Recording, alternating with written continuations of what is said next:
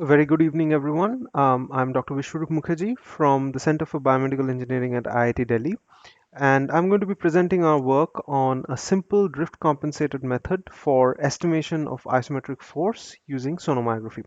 This work is a joint collaborative effort between the RISE lab at IIT Delhi and the Biomedical Imaging lab at George Mason University. So at the outset, let's try and understand why we are interested in measuring muscle properties, muscle output, and sense muscle activity in general. So as we know, skeletal muscles are the primary force and movement producing units of our of the human body. They are involved in a variety of activities. For example, for the simplest one, ambulation, movement, gait, and also object manipulation, picking up a cup, throwing a ball, and more importantly, it connects our internal world to the external world by the means of gestures, right? So we smile, we emote using our muscles that move our body, and we use that to interact with the external world.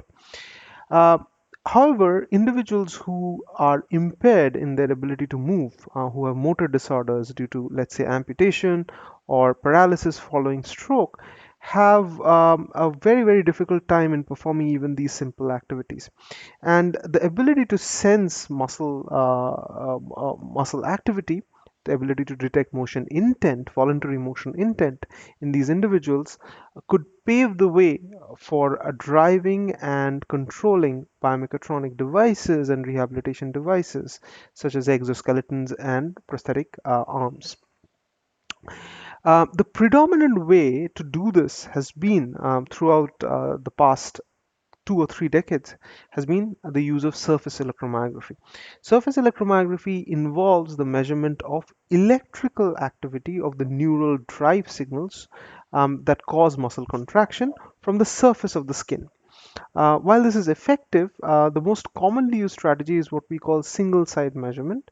A corollary of this would be a dual site measurement where EMG electrodes are attached directly to the muscle belly of the primary force-producing muscle, and the measurement is then used to estimate muscle force and other properties.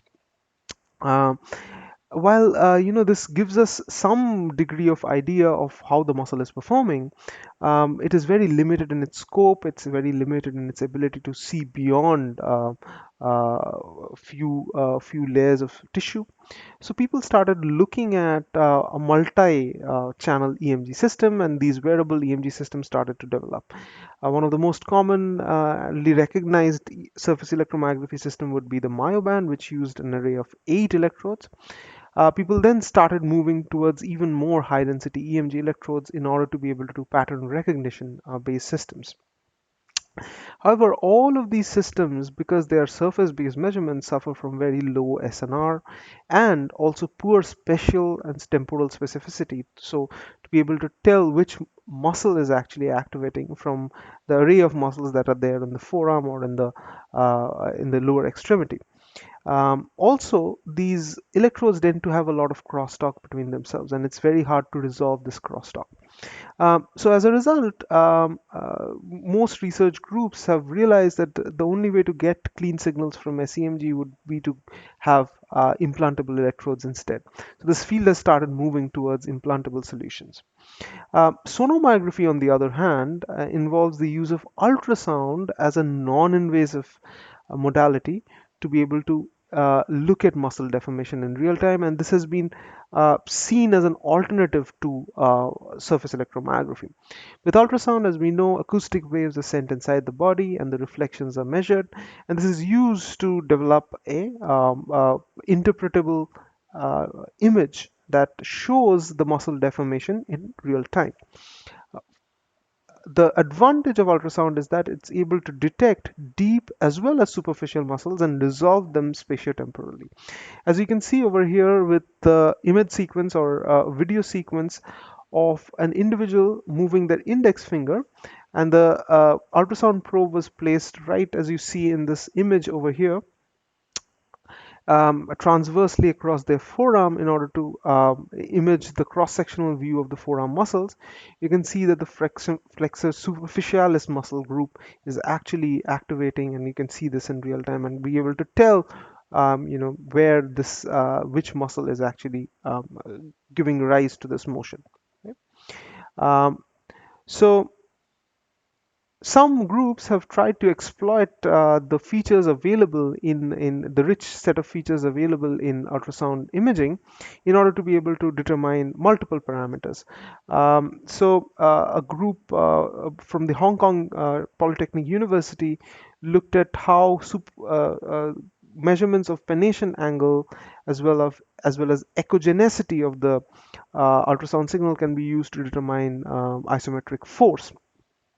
Similarly, um, uh, a study led by Laura Hallock in 2020 showed that by tracking muscle architecture, muscle boundaries using simple optical flow techniques, one can very accurately determine the isometric force that is produced by a single muscle. While these techniques are quite effective, it is also very, very computationally expensive to be able to track these features using machine learning or optical tracking methods. So our aim in this paper was to develop a simple, computationally efficient method to estimate force from ultrasound image sequences. How do we do this? So in our setup, we instrument able-bodied subjects, 5 able-bodied subjects with an ultrasound transducer placed on their forearm, as shown over here.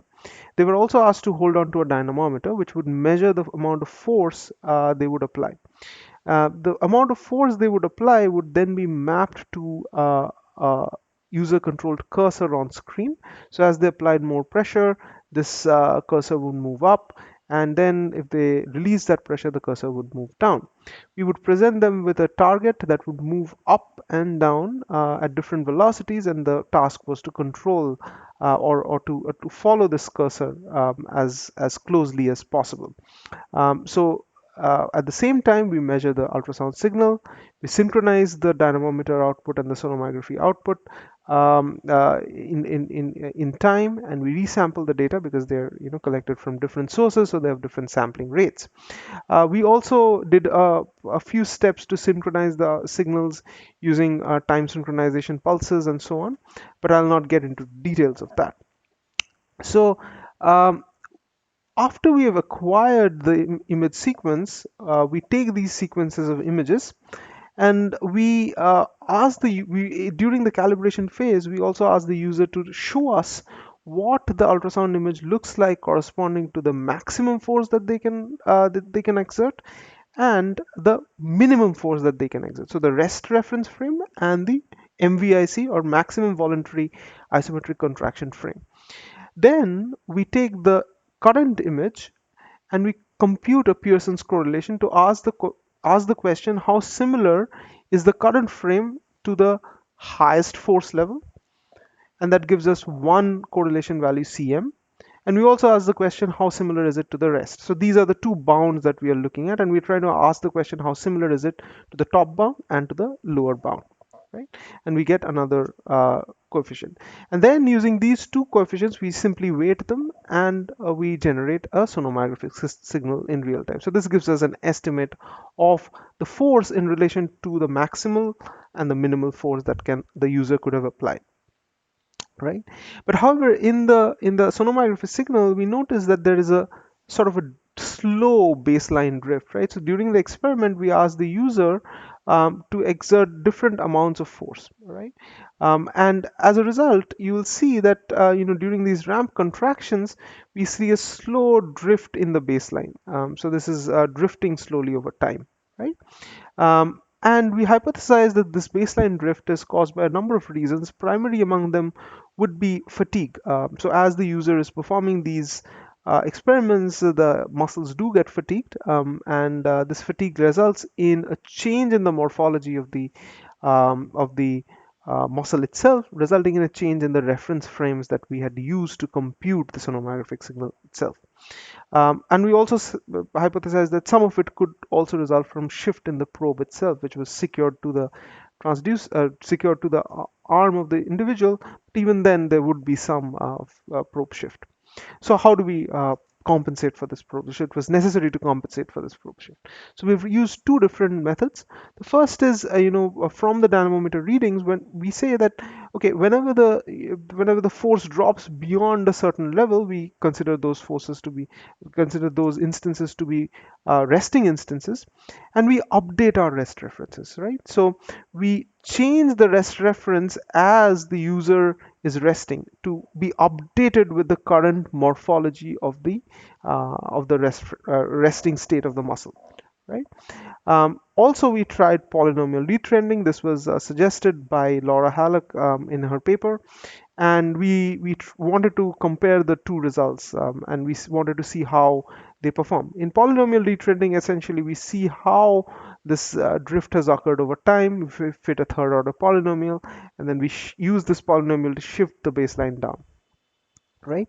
So now let's take a look at how the two baseline drift compensation methods worked, right? So this is the dynamometer output. So this is the output that was measured from the dynamometer. So this is our baseline truth values.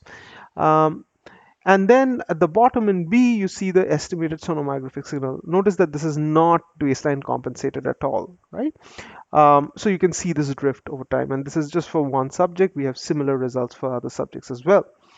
Now we show you the dynamic rest corrected signal, which is our approach, and you see that immediately the entire signal, the baseline drift that we were noticing so far, has been completely removed, and at the resting phases we can see that the force is estimated is actually 0.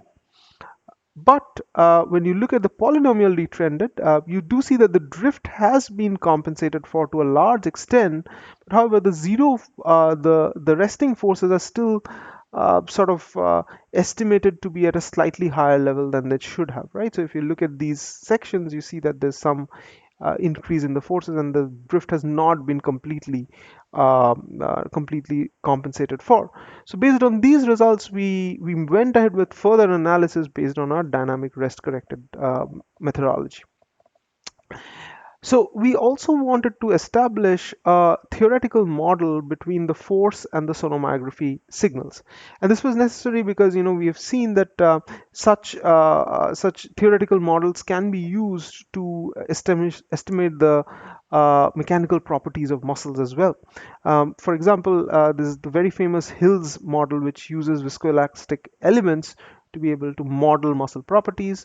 Other researchers have shown that there exists some relationship between muscle thickness, fascicle angle, fascicle length, and the amount of force that is being applied. Similarly, very recently, Shi et al. Has also shown that the normalized force can be estimated from a known inverse exponential relationship of a muscle deformation. So we wanted to fit a similar curve to this model, and we tried to model the relationship between force and sonomyographic output. The relationship that we used was also inverse exponential model with three parameters, which estimates the amplitude and the time constant and the offset of this signal, right? So S is the sonomyographic signal, F is the dynamometer true signal, the true force readings, and A, B, and C are fitting coefficients. So when we fit the coefficients for all subjects, we found a very nice match between the sonomyographic signal and the normalized force output for the contraction phase.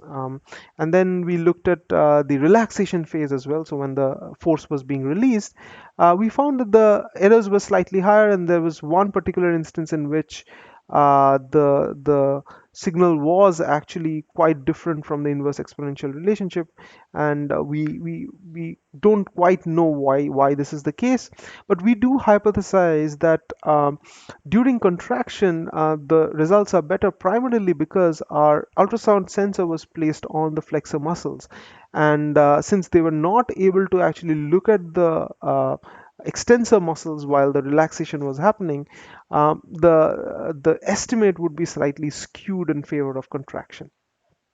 Right. So in summary, we used a simple Pearson's correlation coefficient to be able to quantify muscle force. We show that it is quite accurate in measuring particularly the lower force levels, and the inverse exponential relationship can be used to model the sonomyographic signals with respect to the amount of force that has been applied. So to conclude, we present a very simple correlation-based technique that doesn't require any sophisticated optical tracking algorithm. We corrected for the baseline drift in the sonomyography signal, and we showed that our technique using dynamic rest correction is superior to the polynomial detrending method that was proposed in earlier studies. And we also model the force relationship using a known model of inverse exponential model to model the sonomyography and force signals. With that, if there are any questions, I would be happy to take them. Thank you very much.